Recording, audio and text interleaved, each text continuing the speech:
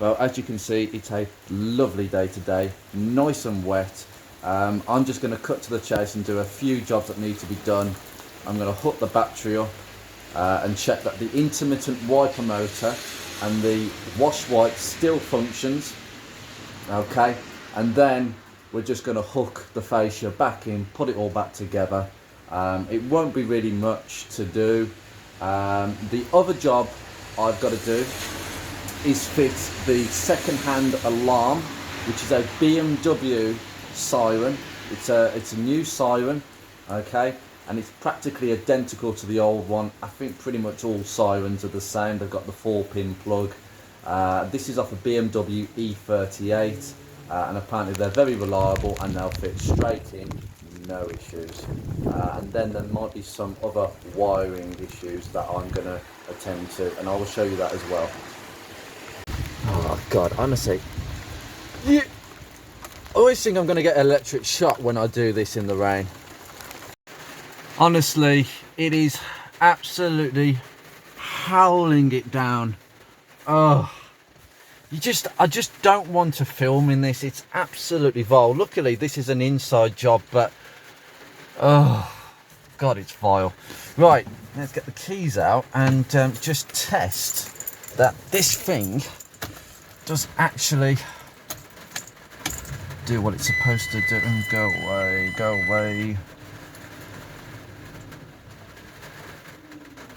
And for some reason, a warning, you see, I bet you that warning light, it's going to tell me that the cam sensor's at fault, but this only happens when I reconnect the battery.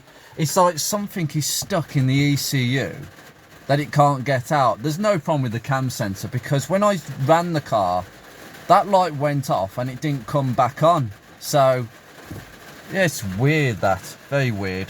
But anyway, let's see if we can pull these on. Yes, it works. Can we do the wash wipe? Yes, bingo. We can put all this back together. So I'll just switch that off. Lovely. Right, I think I'm just going to put this back in. It's exactly the reversal of the way I took it out in a previous video. You just got to be wary. I've got to see if I can get this to sit nicer against the dashboard, because this is too far forwards. I had to push it back a bit. But yeah, we're going to put it all back together. I think I'll disconnect the battery for safety now. But yeah, this is just one heck of a vile video to film, to be honest. With a day like this, it's just, oh. Please give any YouTuber credit for wanting to work on a car, even if they're inside a car, when it is this noisy and tinny. I've got no headlining, half the trim's missing, but no leaks. That is amazing. The sealant has actually worked. I had to take the trim off again and redo it again with the gutters out as well. But I can barely see any water. If there is, it's the tiniest amount. Apparently Rover 45s have got a thing where the sealant just goes on the other side. But as I say, it's been leaking here. As you can see, there's a bit of rust there, bit of rust there. But that is dry. I'm really, really happy about that. Right, first top tip with this centre console. What I suggest you do is you pull the handbrake up as far as you can. Pull the gear lever back as far as you can as well, because if it's in park, you can't get it in. That's in drive. So it just allows you a bit of room so you can just move it down. Just be wary of the wires down here for the electric windows. But then you can sort of get it lined in there and get it lined in there. So it's all good. We've just got to get it positioned further down, and then we can start plugging things back in on the other side. The first thing I do down here is just plug in the bottom sensor for the climate control, and then we can plug in the top one. Just pop that in. Okay, and now what I was going to say is there's two switches down here, just where my finger is. Right, these are blanking switches just here. They are basically for the heated seat switches. My car doesn't have that, so what I've done is I've taped the plugs down here, they're both, I'll show you, I've just taped them, not that one, down, I've taped them down there because they don't need to be attached. Quite frankly, I don't want to deal with them. And then the next one, I believe, is just this one, which is for the main switch, which is just here, and plug that in the same way. Right, it's still not sitting particularly well. I mean, when I put the screw in, it will come down a little bit, but it's not too bad. These sort of misalignments are usual. But basically what you got to do is put a screw in there, and there's a screw that goes through there and there. I'd advise a magnetic screwdriver for this job, and then you can start putting all the various switches in on the radio. What I would advise is you put the bottom screw back in first before you put the top two screws back in. That way it gets it nicely centered. As advisable to put these top screws back in, get a good magnetic screwdriver. This electrician's one is really strong, because you're just going to drop screws down there all day long. I mean, you can put your hand in through the radio aperture, but to be honest with you, it would still drop and you'd miss it, trust me. I've done it a few times. Well, it's still not sitting very nicely, to be honest with you. I'm not particularly happy with that. I mean, I've tried to bend it back a little bit, and I think it has helped just a fraction. To be honest, it's just something you have to live with these facelifted cars. They just weren't really put together. These dashboards are like, I mean, they're like blooming wheelie bins, to be honest with you. That's the quality of plastic we're talking about. Wheelie bins.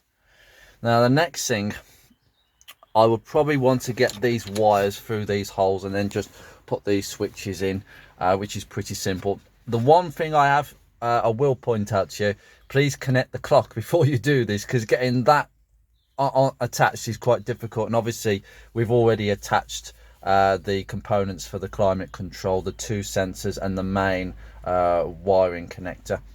So connect the clock as well. Then you put the screws in like we've just done. Then we put the switches through and put the switches in, and then we finish off with the clock. The radio, sorry. See, this rain's getting to my head. First one back in, and just gotta be careful when slotting it in. Lovely, and that pushes, and then we'll do the same with the others. Just push that back in. Didn't go in with a click, that one, but to be honest, if it pushes in, I think there's a bit of a funny there's like a prong at the end, and it's not sitting that flush, so it didn't click in. Obviously this is a complete blank. I think this is your front fog lights, which it is. There we go. Okay, that's gone in nicely, and lovely, job done. Two. Obviously we've lost the steering wheel controls as a result of me putting this radio in, but quite frankly,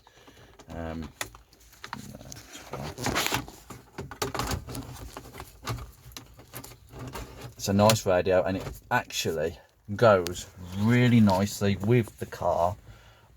It's a retro radio, and I previously bought it for my P6, but hey, it's a great radio. It's Bluetooth.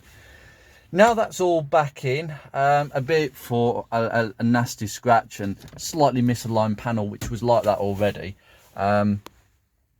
It's looking really good. There's no major scratches elsewhere or damage, and it all works, which is what you want, really. The next thing to do is just put these two side screws in, and one in that side as well, and then we'll start putting some of this back together. Just make sure it gets nicely aligned.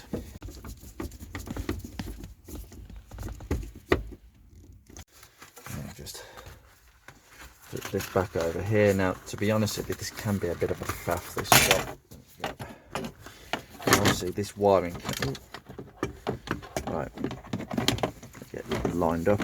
Now this wiring connector goes through here, so what I'll do is just line it in like that.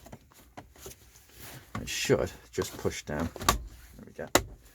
You can hear the clips going. There you go. Done. That's gone in without damage. Now we've got to get this this plug in. Once you've got the plug through, just make sure it's on properly and then pull the tag. There we go, that's on. Done, done, done, done. It's quite a tight wire, I have to say, all in all. Now, this doesn't really click in. It's just poorly made, you know, honest to God. That's pretty poor. But yeah, it's just the clips are a bit funny. It's like a seesaw. Woo! Just unravel this, just push it down. Make sure you got it orientated the correct way, which I did just have it there.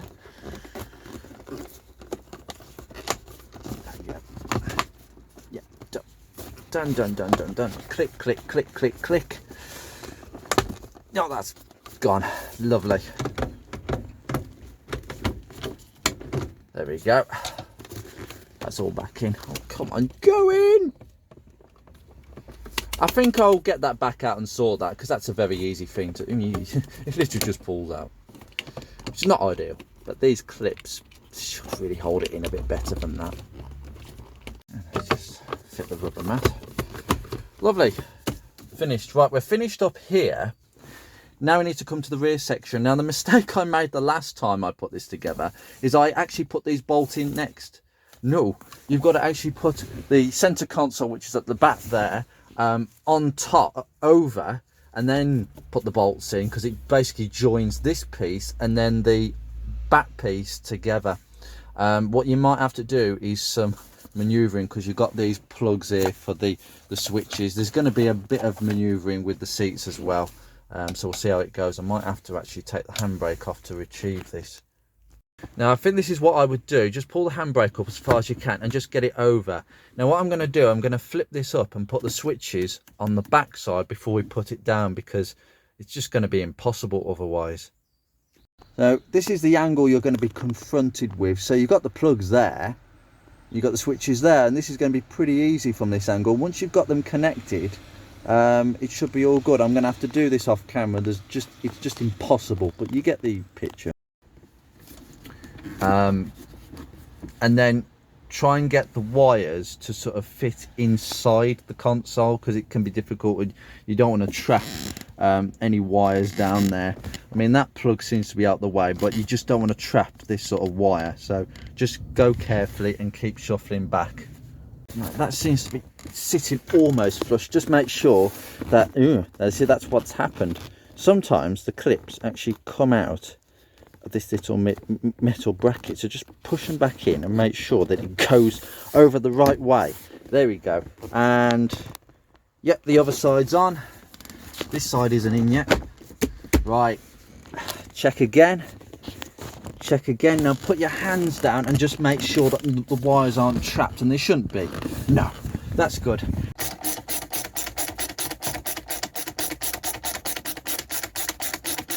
And just bringing the seat forward a little bit just to help you out. See here what I mean, you got to bring the seat all the way forward. In fact, I should have gone a bit further forward, but it goes in all the same. So put these two back in, just nice and snug. Okay, now these rear ones, just make sure that it's lined up. Yeah, it's sort of lined up, so just make sure that you do get these screws lined in nicely, because it is possible for you to just screw it into nothing, and you think, why is it not catching? Well, it's not going into the plastic housing. Okay, then do, let's pop that on, go in. Is that the right way, or is it the wrong way? It's the wrong way, as usual. So pop it in like that, and done. And then to pop this back in, all you have to do is just line it up with the bottom. Come on. All you have to do is push this down so it goes underneath. Come on. There you go. Done. That is one center console back in, and yes, slight scratch, slight panel gap, but you know what, it all functions, and I'm really pleased about that. Really pleased. Since it has actually stopped raining, we can now change the siren for a much better one. A BMW E38 siren, and here it is.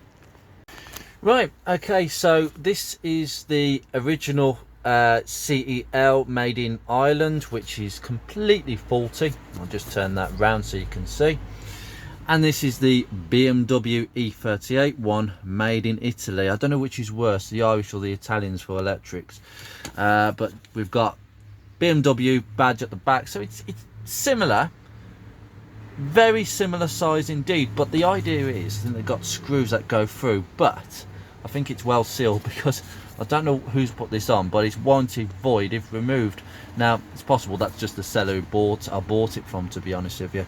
Looks like they've sealed it, so hopefully that has not caused any issues in the past. It is a second-hand one, got it for £9, I can't complain. Let's just swap it over. The top bolt for the clamp, and then connect that up. It's all been nicely connected up, so I'll just tighten these bolts down, and then we'll connect the battery and see what happens. I've got my key fob ready and waiting. Let's see what happens.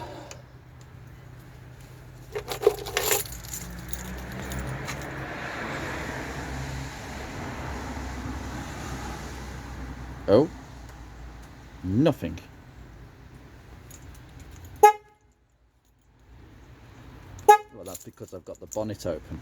Okay, it hasn't gone off. Right, I'm going to do a test.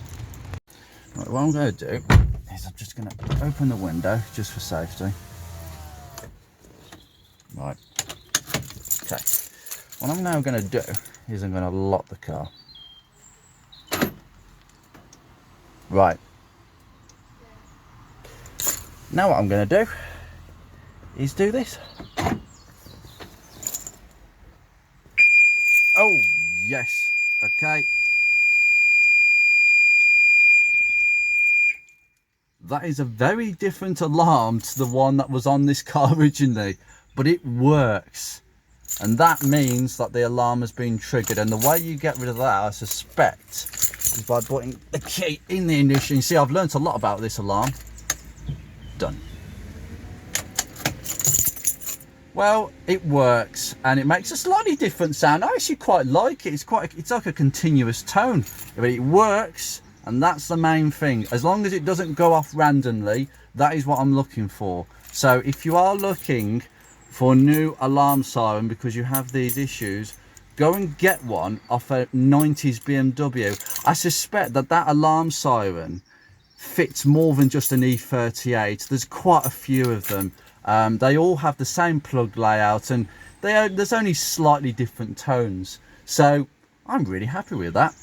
As I say, pull the seal buttons up, and I think there's an intruder in there. So that's the classic way of testing the alarm. It works, and now I'm just going to put the coolant bottle back on, and we go to the next job.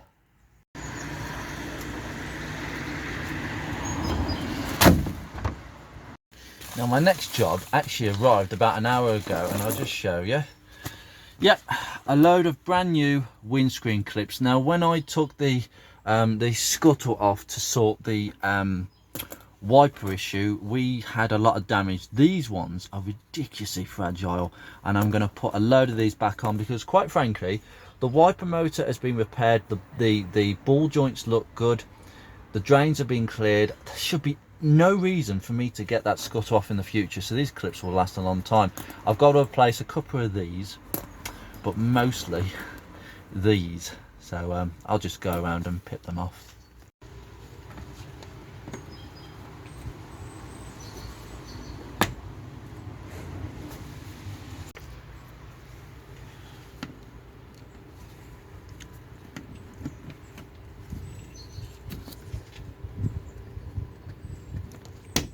Done.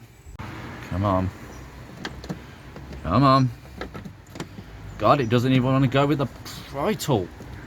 Oh, God.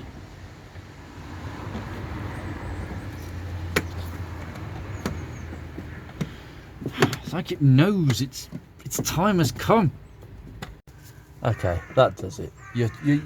You are literally for it now.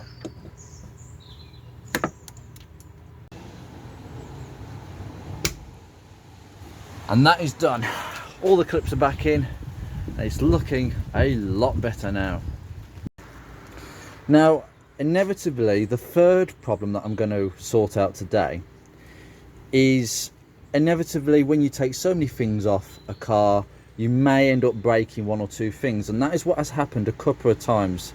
Now, this issue, the last time I started the car and ran it to temperature, the coolant temperature gauge did not work. Now, I didn't film this because my camera was on charge at the time. I just didn't anticipate that there'd be an issue, because it was just me trying to start the car and just keep it warm, keep it running, and it's working really nicely. There's still a bit of white smoke coming out the back, but I suspect that is a lot of water in the system. But as far as I'm concerned, there's no boiling over. It holds temperature. It's not losing coolant as far as I'm aware. So no, it's all good there.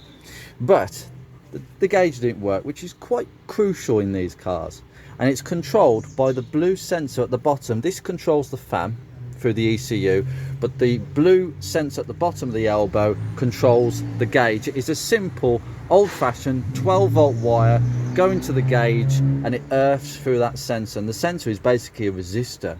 So as the temperature warms up, the resistance lowers, so more electricity goes to the gauge and the needle moves further up. It's a simple system. But when it goes wrong, the best way of testing if that gauge isn't moving is by putting the sensor to earth. Because if you put the sensor to earth and the gauge goes up, there's nothing wrong with the gauge, it's the sensor at fault. But I put it to earth and the gauge did go up, but it wasn't to do with the sensor. I tested the sensor and it worked absolutely fine. What I found is the plug. I'm going to show you the new plug I've got, or the second-hand one. But basically, I had to do a cut-off because the wire going to that blue plug, because it bends where it goes down, it sits like that. And in the bend, I could see that there was fraying of the wires. So I can only deduce that when I took that wiring off the one time, it just broke a very fragile wire. And it's only a single wire. Now, what I did is I just crimped this bullet connector on the end and just shoved it into the sensor, and immediately the gauge worked. So we know that was the problem. Now I've got a new plug, well, a second-hand plug and a bit of wire which isn't frayed. It's in really good condition, and they've cut it literally where it goes into the loom. So where it disappears into the loom, they've cut it. So this is the plug that goes on the fan, and this plug goes into the loom. So what I'm going to do is I'm going to solder on the new plug, and that's as simple as it gets, really. As far as I'm aware, the plugs, there's no issue with the second-hand plug. I bought it for 10 quid from a scrappers with quite a few other bits, I might add. There is another thing I've actually done before I go and get the soldering iron, is I discovered where that piece of carpet was meant to go. It was meant to go at the bottom here. That's why all this was open. That carpet should have been in there, but that's where that weird piece of carpet that I had in the boot, and I couldn't work out where it went. Well, it didn't look as if it went there. Some cars just don't have this bit of trim, but it goes okay. I kind of think that Rover didn't bother with any fixings or trims to hold this up. They just bothered with basically just shoving it in, and it being held up by friction alone against the dashboard. Okay, well, this is the second-hand used one, and as I say, there is no breaking wire here. Basically, they just sit like that, and the wire just broke there on the old one. It just frayed, and I think that was enough for it to not work. But that's all good. I've just stripped the end of that cable, and we're going to go out there with the big old-fashioned soldering iron, which I haven't used in a while, and a solder. I could crimp it, but I'll solder it because it's a good enough connection, and then I'll remember to put the heat shrink on before you actually start soldering, because I've done that before and I've realised my mistake. So let's get out there. Right, well, I've just cut the wire off, the crimp off. Now I'm just going to strip that wire, but I reckon with what wire we've got with the second-hand one, we will have actually extra wire, which is really good. I will tell you a thing. I asked 3 breakers yards for 3 different Rover 45s being broken, because as long as it's got a K series, it will have this plug.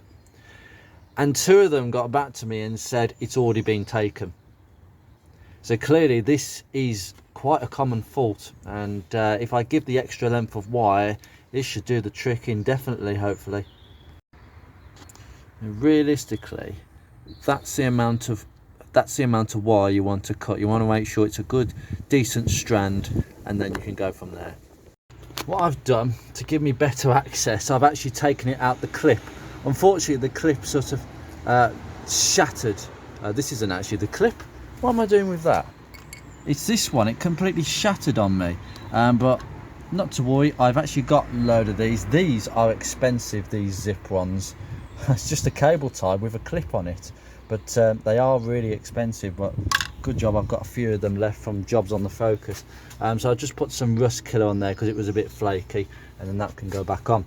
But anyway, the idea is I haven't got a clamp, but we've put it in a position where we've held that wire tight against the oil cap, and we've twisted the wires together. It's all neat now. Now I just need to put a bead of solder across that, and all done. And do you know what I've just failed to do? Yeah, I didn't put the heat shrink on. I've got to take that back off and do it again. I've absolutely done it again, you silly boy. Do you know what? Forget the heat shrink, because that's actually quite a nice connection. I don't want to ruin that. Forget the heat shrink. I'll use electrical tape. I've done it before, and I'll tape that wire all the way across, and then I'll use the heat gun on the insulation tape to get a good seal. Insulation tape, by the way, it's just a little, you know, quite a plasticized piece of tape, and the plastic will just melt to the wire exactly the same way as heat shrink does. I've used it loads of times.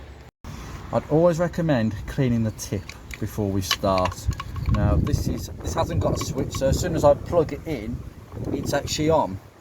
So I'll do this off camera, and then I'll show you the results. Now I'm going to leave that to cool now, because my soldering skills are very rusty, but that cheap basic soldering iron has got me out of trouble a few times. And yeah, it's not the most, oh, come on, focus in. It's not the most brilliant piece of soldering, but 2 wires are joined together. Let it cool down, and that will be tight. I mean, to be honest with you, that should be quite strong as it is. So now I'm just going to wrap that in insulation tape now. Alright, I've just taped it where it goes into the loom, and we're just going to get the heat gun and just gently heat the electrical tape, and it will just wrap itself around very, very nicely. Just go over here where the join is. Just keep going over very, very gently.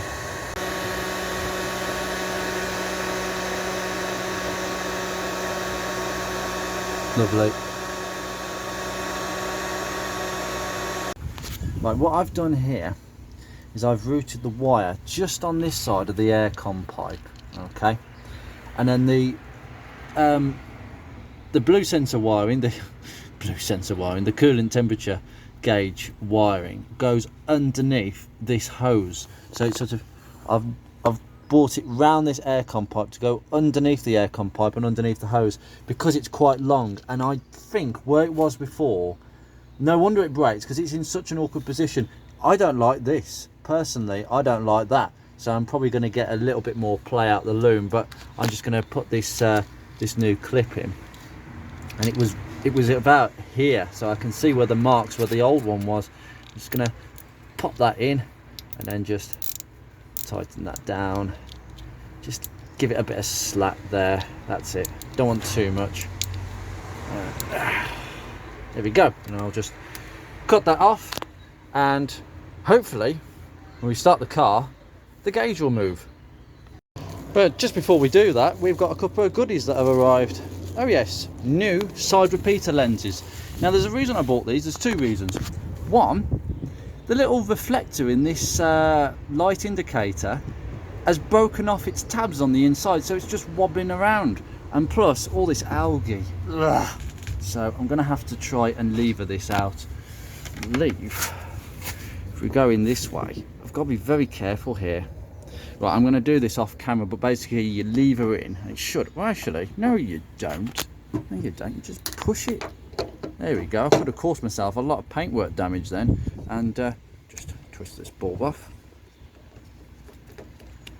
There we go. Don't lose it. You go in there, that would cause me a lot of pain. There we go. Just pop that back in there and there we go. Lovely. Nice and clean and no bad reflector. Shall I show you the other one? Yeah, it's just broken. Completely broken off. It's like plastic tabs that it holds on. It's just completely shattered. Yeah. Now apparently these are shared with the Rover 75 or the MGZT. So you can buy them for 45s. They're exactly the same parts number. Some sellers on eBay don't know this. I had to check the number twice. Come on, that's it. This one's still intact, so I think I'll keep this as a second-hand spare. So just lovely. Oh, what do you know? I can't. This one's broken as well. Look at that. That's two now that have broken. Clearly this is a design fault of these. Oh, rubbish. Job done.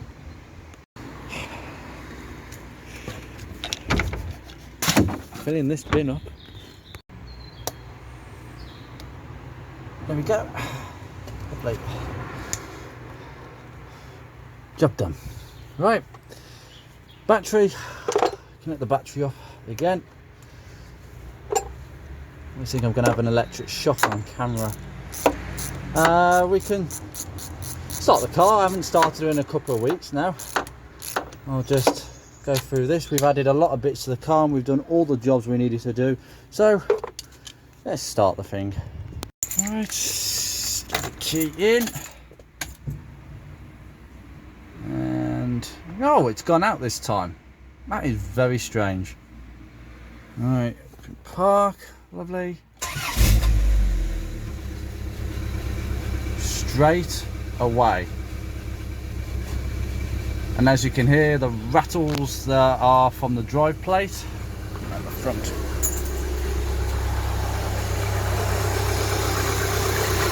Do you see how quiet the tappets are now I did all that work? All the tappets have gone right down, even on a cold start. They don't make a sound. Belts are okay. There's a bit of noise, as I say, from the drive plate. That will quieten down a bit. You compare this to when I first started it up about a month or so ago now. Probably in a few weeks and that, depending on when the videos come out. I'm a bit lost of continuity, but listen to it. Let's see if we can get her going backwards and forwards. Right, let's just put it in. That carpet is a bit too close to my feet for my liking. That carpet is actually quite low. It's actually interfering with my foot. That might be a problem. Maybe it's just me, my Crocs. They are rubberized. Right. Thank you very much. I feel like that centre console is interfering with the handbrake. I don't know why. And as I've taken my foot off the brake, and the brakes are stuck on as usual. Right, off we go.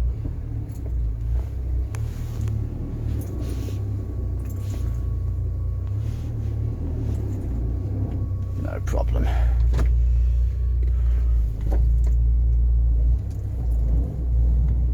Yeah, brakes are just a bit furry. This is going to be quite an interesting drive to start off with.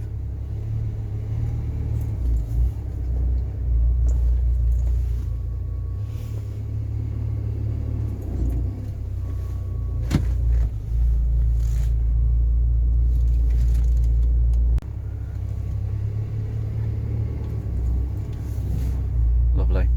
Hopefully that gauge will now start to move as the car warms up. Well, I can confirm after moving the car, the gauge is working. That's excellent. Everything's working. All the warning lights are off. It's getting up to temperature. I can hear it now. I mean, to be honest with you, look at the exhaust. It's still puffing a bit of white smoke. but it's very minimal. It's a warmer day today. Possibly when I did this it was quite a cold day, but you can actually see it.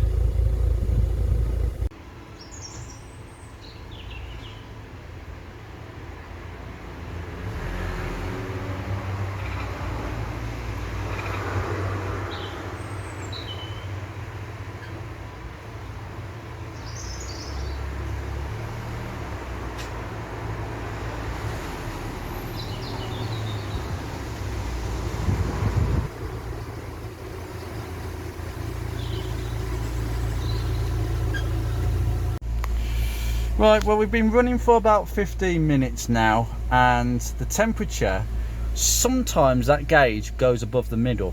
And I've looked at my scanner, and I reckon that the normal operating temperature for this engine is around 92 to 95 degrees. That's where it settles at. But after you've driven it, now bear in mind we're doing this idling, so there's no airflow. It's not really a fair test. We'll only really know about the true state of things when we actually drive to the MOT centre, and then probably find that it overheats. No, scrap that, it won't overheat, hopefully not. That gauge went above the middle, and I reckon it was about 102 degrees. Now the fan kicked in at exactly 104 degrees, and then basically the engine temperature just plummeted. It went from 104 to about 92, 94 in about not even a minute. So that tells me that just drive, and I mean electric fans are good, but it's no substitute for cold air coming into the car as you're going down the road. Even at 10-15 miles an hour, that's enough cold air to keep an engine cool. And for me, that says it all to me. It's holding temperature, the fans are blowing nice and hot. I mean, I'll just pump it up a bit more. Excuse the fan, sometimes it makes this noise and it goes away. The one in the Focus does the same. See what I mean? If I just back it off, there you go. Give it an easy time, it will warm up. But yeah, this is just toasty, really toasty. And I'll take you around here again. I mean, for me, there's a bit too much white smoke. That's the only thing that's making me a little conscious, but there could just be a huge amount of stuff left in the exhaust. We won't know this until tomorrow when we've let the engine cool and I've checked the level. Now, I checked the level before I started this car just now, and it was perfectly level with the max. Now let's go around and have a look. Now, this is a hot engine. I can feel it. It's got nice heater temperature. I know the fan works, the gauge works. Now that has expanded a bit, and there's some expansion going on there. But I think as long as it's not bubbling, I'm happy with that. I love this new label. Oh, spoilers. That might be coming up at the end of this episode.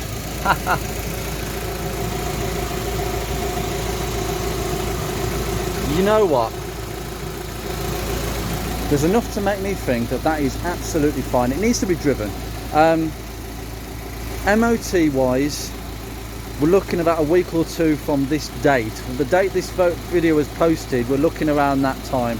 So yeah, we're pretty much there now. I mean, I've got a bumper to fix. That'll be in a separate episode. I've got the clip for it. I've just got to take everything off to get at this broken clip here. It's a bit annoying, but it'll be done. The headlining doesn't really need to be done, but I might get it done before the MOT. That might possibly be wise, but as far as everything is concerned, the MOT man will hopefully give me a pass as long as that does not perform and that does not misperform.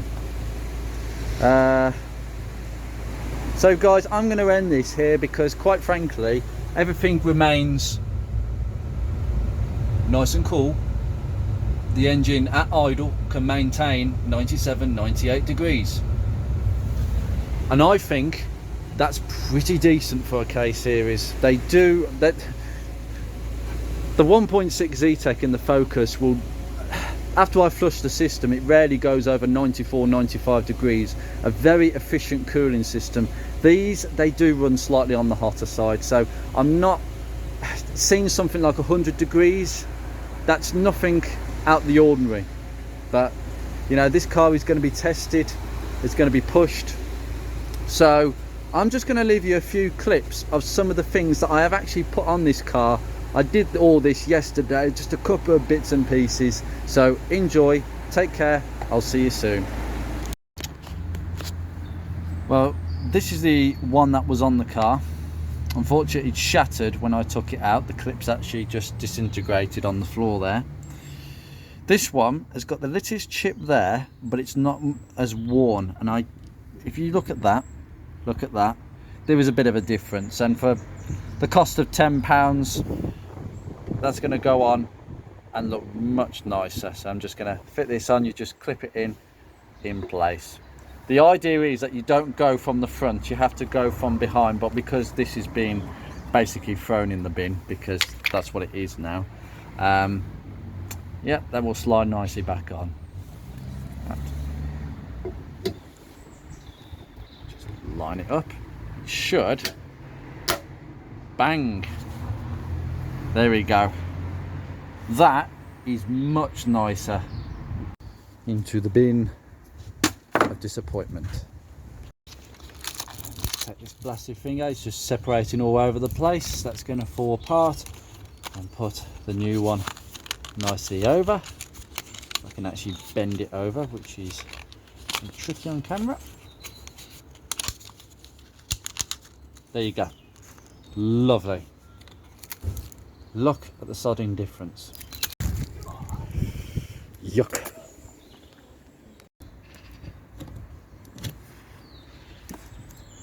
Brand new one in. Ones that haven't actually cracked. Done. Now I've got to do the other 4. And obviously the one that's missing, well, 2 of them that are missing at the bottom of the bumper. Done. One in. Another one in. That's done. Okay, ready to fit the missing one, and it comes with a bulb pre-installed, ready to fit. So we just slide it over. Oh, I just about heard that snap in. Lovely, and we just pop that into the groove. Might five me a little bit. Just push it in. Just take a bit of effort. This done. Right, this is the passenger side front, and the reason why when I took this rod off this interior door handle, it just dropped into the door, is because we are missing one of these, and I'm just going to attach it now. So if we just take, might have to remove this rod out of the way first. I'll just remove that. Take that rod away from the door, and then we can just fit this clip nicely into the groove. Now remember, getting orientated correctly. Now the correct way of doing it is there, I believe. Click and click. Just need to refit it to the door handle. There we go, and then refit the clip. These can be a bit fiddly, so you've got to be very careful that this doesn't break. So just push down on the rod and it should, there you go. Done.